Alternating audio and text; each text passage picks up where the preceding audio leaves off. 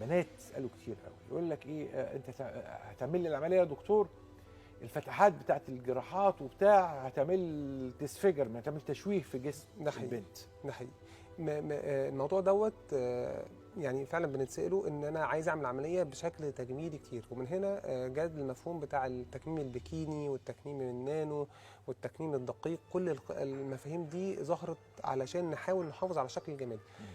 طب احنا عشان عندنا نوصل للشكل الجمالي دوت من غير ما نأثر على التكنيكاليتي بتاعت العمليه. زي ما حضرتك عارف احنا بنستخدم جروح صغيره جدا من نص سنتي لسنتي في العمليه، ومش عايزين ان انا عشان اغير مكان البورت سايت او اغير المكان دوت اثر على السيفتي بتاعت العيان. يبقى انا عايز اعمل له العمليه بسيفتي ميجرز او بمعدلات امان عاليه جدا بشكل جمالي اعلى حاجه ممكنه او اعلى معدلات في الاشكال التجميليه. ومن بس هنا ما يجيش فكره على فكره، يعني ما يجيش فكره بالظبط تجميل كده. على فكره الجراحه. بالظبط كده، ما لان يأثرش الجراحه على لازم السيفتي تتم بشكل امان لان هي وبشكل اهم. تمام. دي الاهم. اهم طبعا. طب عشان نعمل المعادله الصعبه دي ازاي، جاء قصه التيشو جلو او الصمغ الجراحي.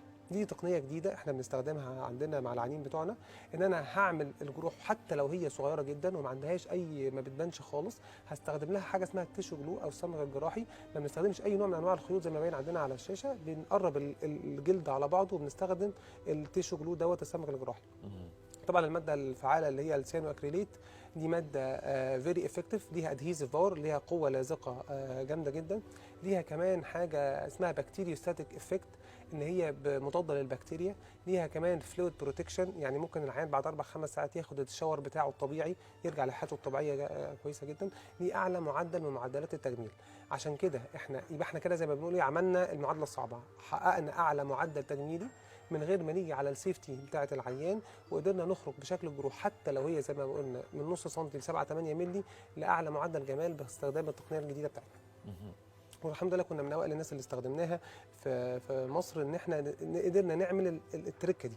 مش لازم اغير مكان البورتات او اثر على السيفتي بتاعتي، لكن هديك اعلى معدل من المعدلات التجميليه.